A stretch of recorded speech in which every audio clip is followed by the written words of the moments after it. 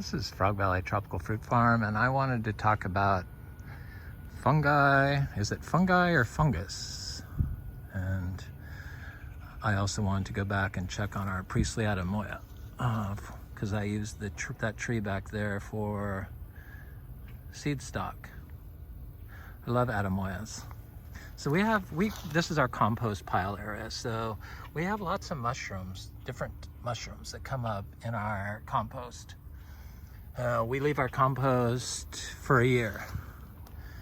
And in our orchard floor and on our old trees, I have counted more than 15 different types of, I stopped at 15 different types of mushrooms, including lion's mane mushrooms, which are supposed to restore brain neurons, I guess, something like that. Nerves, that's what it is. Regenerate nerves. So we kind of focus on the fungal dominance for our soil.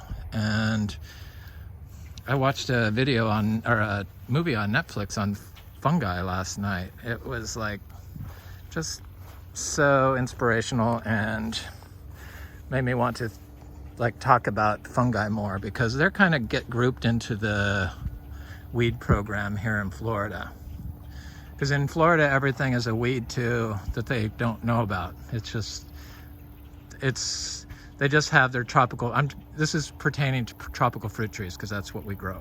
So I think that the reason why everyone clears everything here, because most of them are like plant hoarders like myself, and they want to be able to see their trees.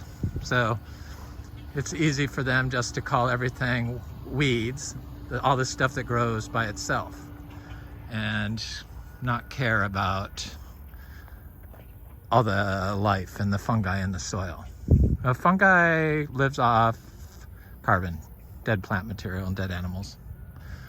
And what people mow everything. They can't mow next door because here it rains so much this time of year, and they have like standing water. So they still mowed the high part of the property, and now they're taking to trimming all their palm trees and hauling the carbon off to the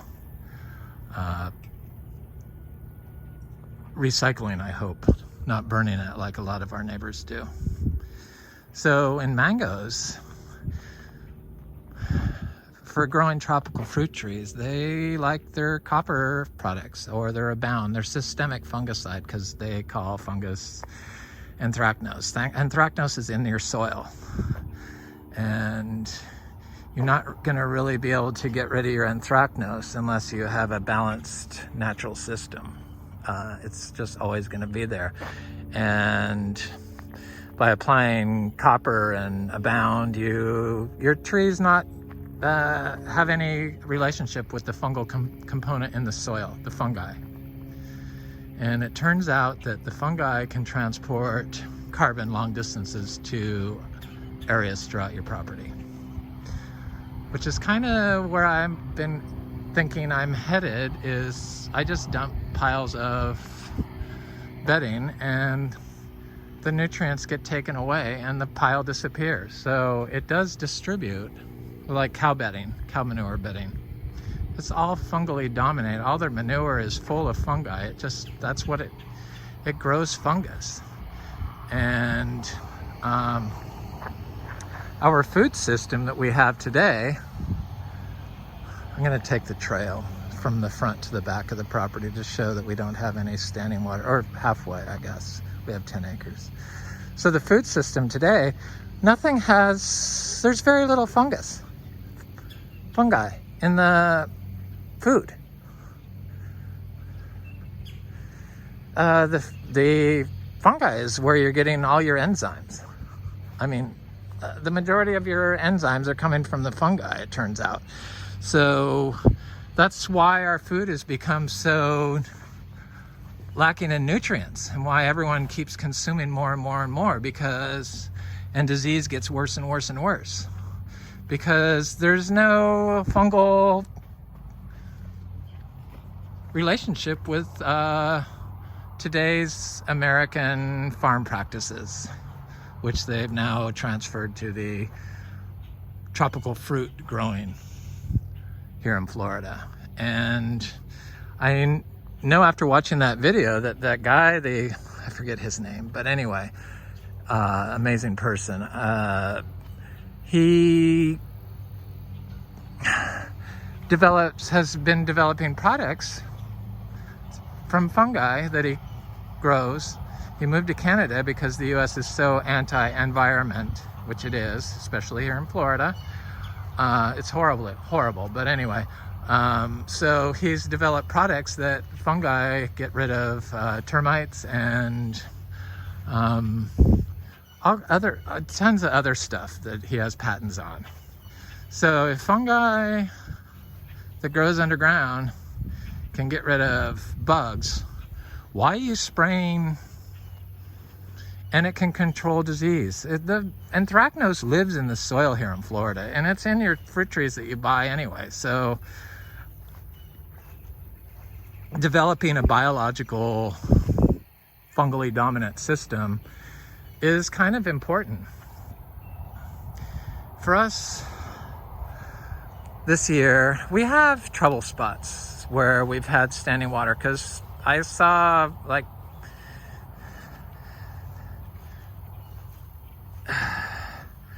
videos of, or not videos, but a picture of somebody's front yard on TFF, and it kind of like was really shocking to me. But that's how all of my neighbors' yards are too.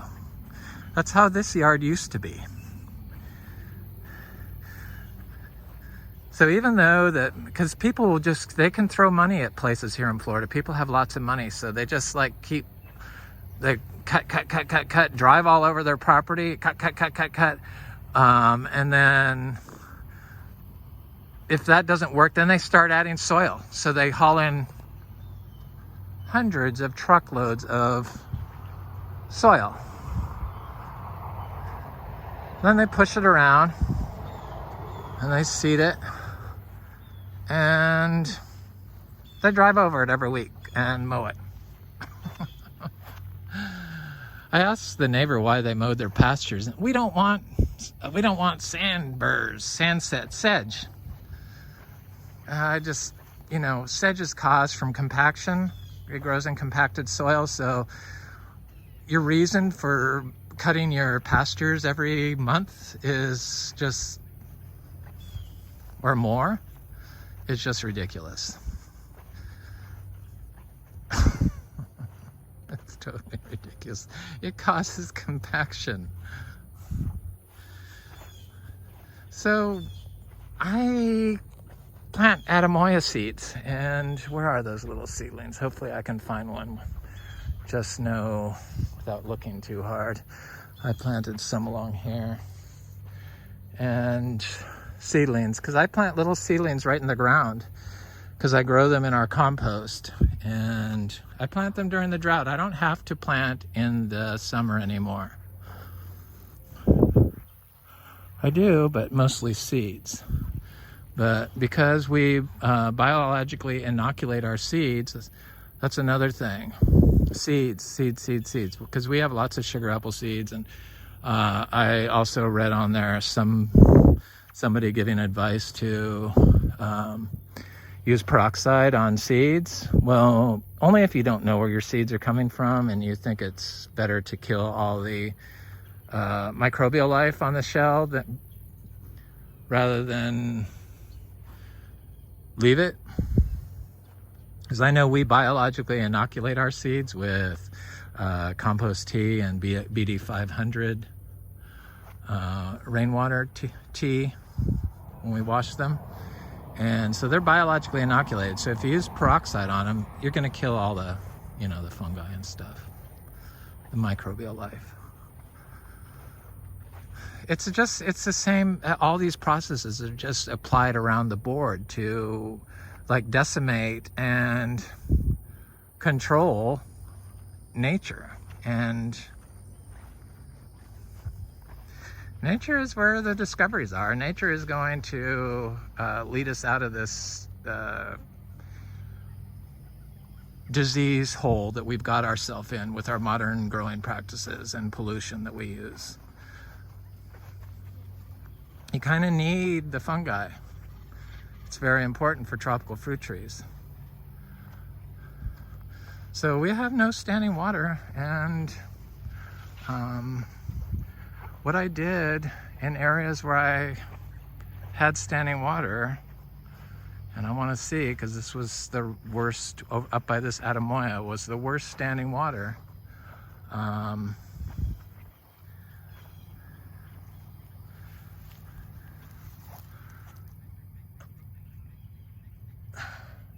I mean, we just have so many fungi growing here, different mushrooms. It's crazy, but there was so much standing water that it was causing disease, because standing water in Florida is a sure way to get disease into your plant, take hold in your plant, kill it.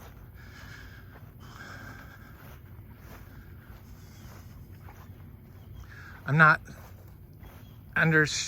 really understand why people don't understand that you really need to let your grass grow, but slowly they're getting it, I think, one by one. So the cashews are coming up, the cashew seedlings, so that's good.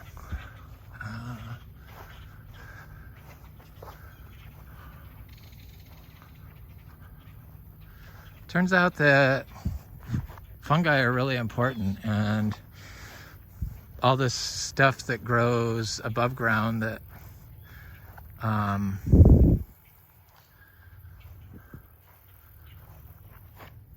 people really hate, you know, the wild stuff, the stuff that grows on its own, this stuff here in Florida, is really what you need, because all the stuff above ground is producing carbon below ground, which the fungi, they live off carbon. They move carbon.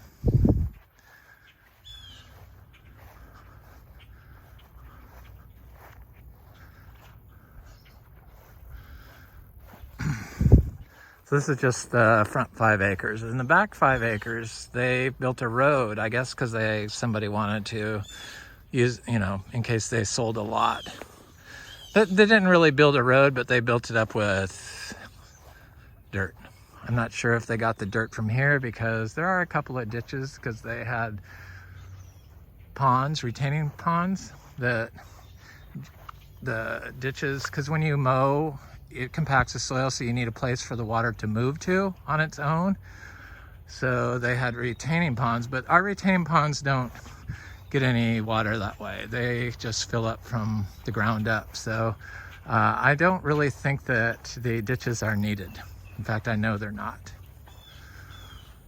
I just didn't understand that fungi could move carbon over long distances, and it kind of explains why the living system, so the system is nature. That's the system. It's the natural system. It's nature. All the stuff that doesn't get studied, or it's starting to get studied. Thank you, thank you, thank you. So yeah, there's some pigeon pea coming up in here, and this is pretty much mangoes that have been in the ground like a year, gonna be 2 years by January. So a year and 7 months, 8 months. And none of these mangoes get watered. You don't have to water mangoes. This is my neighbor who has major water issues, and he's kind of grown the grass up because he doesn't like me looking over there after he clear cut all the trees. But he has this burn pile that this burn pile has been burning for 2 weeks now straight.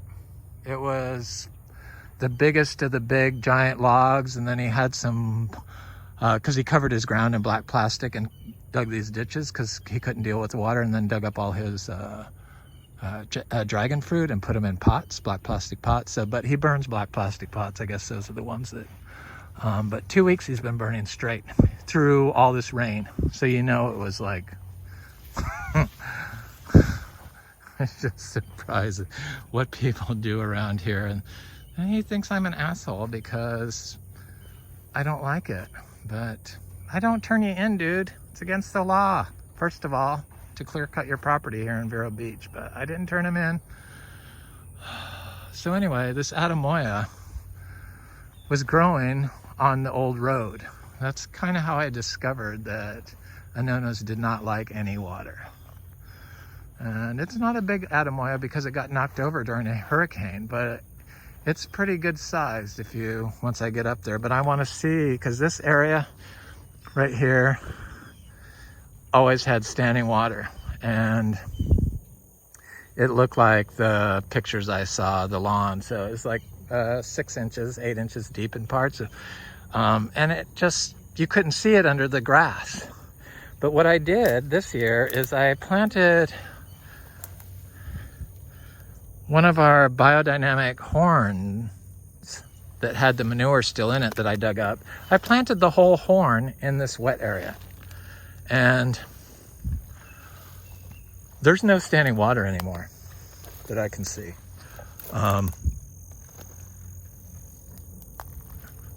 That's the only thing I did different.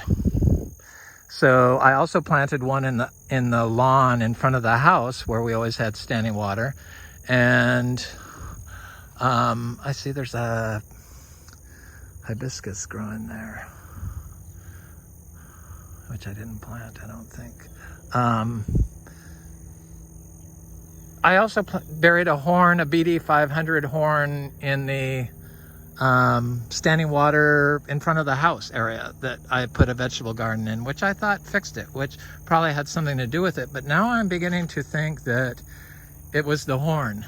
The horns, I put 2 horns, two different rain barrels, and to see what they did. And what the horns do in the rain barrels, I put them in there months ago, like when I had dug them up in February, I think. So they've been in there for like 5 months, and the horn manure does not break down inside the horn. But what the horn does is I could see that there's some fungi that grow out of it. It looks like threads, and they will float to the top, and the fungi looks like it touches the algae during the dry period, because I put them in there during the drought period. So they would float to the top and attach themselves to touch the algae that was growing on the top of the rain barrel water, and then they would sink back down to the bottom. So I thought, they seem like there's fungi in there that like to be in water. So I buried the horns in my standing water areas, and lo and behold, we have no standing water. So I think there's something to that, and I'm doing horns that I'm probably going to sell have BD 500 in them. So I think it's a good way to inoculate your property with fungi in trouble spots and fix areas that are bad. Hi, my little angels. There's my little cows, my zebus. Hi, Uma. I love my little zebus. Hi, Luna. Hi, Carnation. Hi, Midnight. Oh, I have to do a video on the Adamoya. I love them. They can read your soul, I think. That's what it is. I believe that. So this is the Adamoya, and the rabbits really like it. See, it's growing from here, and then it fell over, and it's growing to like right there. And I know there's fruit on here. I just have to find it. Hopefully it did not fall off already.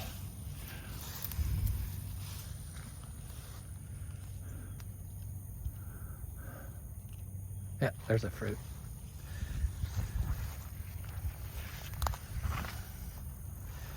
The rabbits eat the low-hanging fruit. That's the only problem with doing this. Hi, you guys. Hi, Carnation. How are you? I'll look at the fruit in a second. I gotta say hi to you. You want to be on the film? Hi, honey. How are you?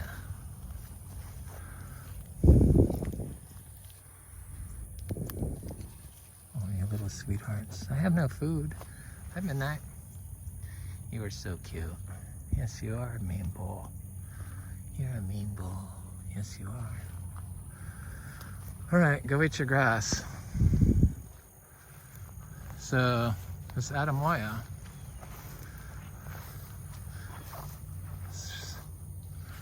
right here. And I know there's more because I saw a bunch of fruit on here. I forget to check fruit. I feel one I'm stepping on. No, that's a stick. The rabbits are very good at eating them off the tree though. Thankfully I have oh, there they are, right here. So there's probably a lot of fruit on here. I see 3 right here. So it's probably just like this throughout the whole thing, but they don't look like they're ripe yet. And hopefully the rabbits won't get them, but I have started this Priestley Adamoya fruit is like one of the best Adamoyas I've ever had. And what are you doing? And you are so beautiful. Yes, you are. Uma, yes, you are. You are a beautiful little heifer. And so I like to, oh, there's more. See, there's a lot of fruit on here. I know there's a lot of fruit on here because I saw it before.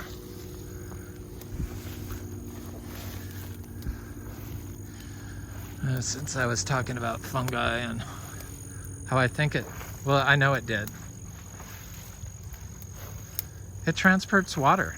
You know, if it can move carbon over long distance, it for sure is moving the water. I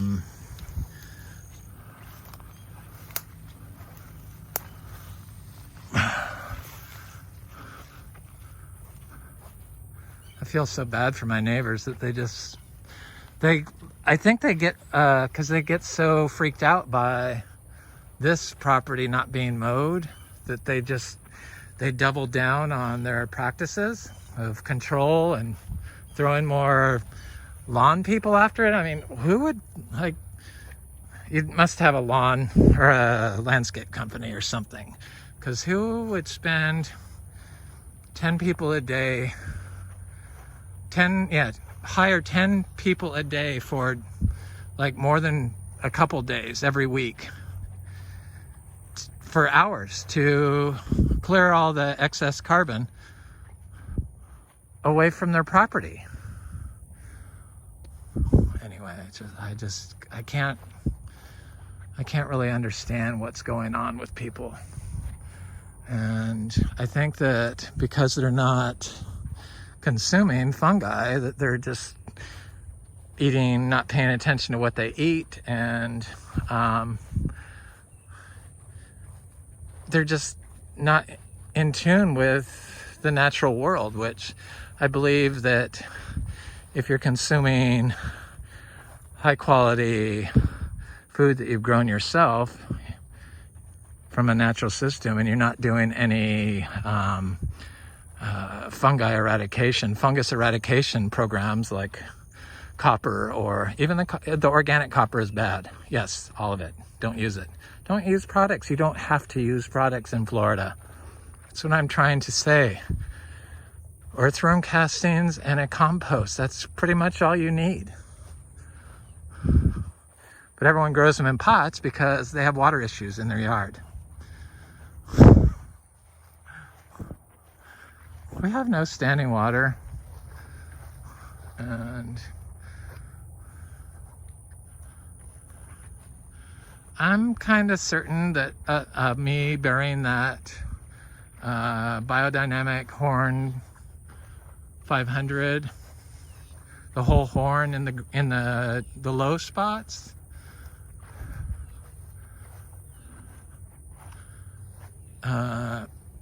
fixed our water issues. Because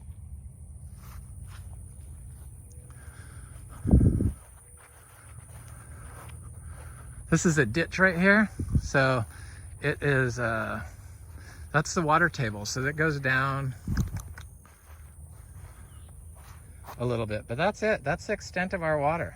problem. And probably where the grass is growing up, there isn't any standing water, just where I mow, would be my guess. And it looks like there's a little bit there. So that's just the water table. It's down like 6 inches, probably 8 inches maybe. I could show you at the pond, but I'm not gonna go over there.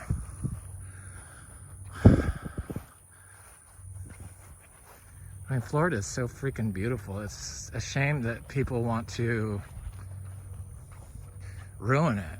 It's just, I don't think they do it on purpose. I just don't think they know yet. And I think that their food might be preventing them from thinking beyond what they are doing, to be honest. It's a sad state of affairs for American agriculture today, and the American people's health is reflective of that. Anyway, this is Frog Valley Tropical Fruit Farm, and I hope you have an excellent day.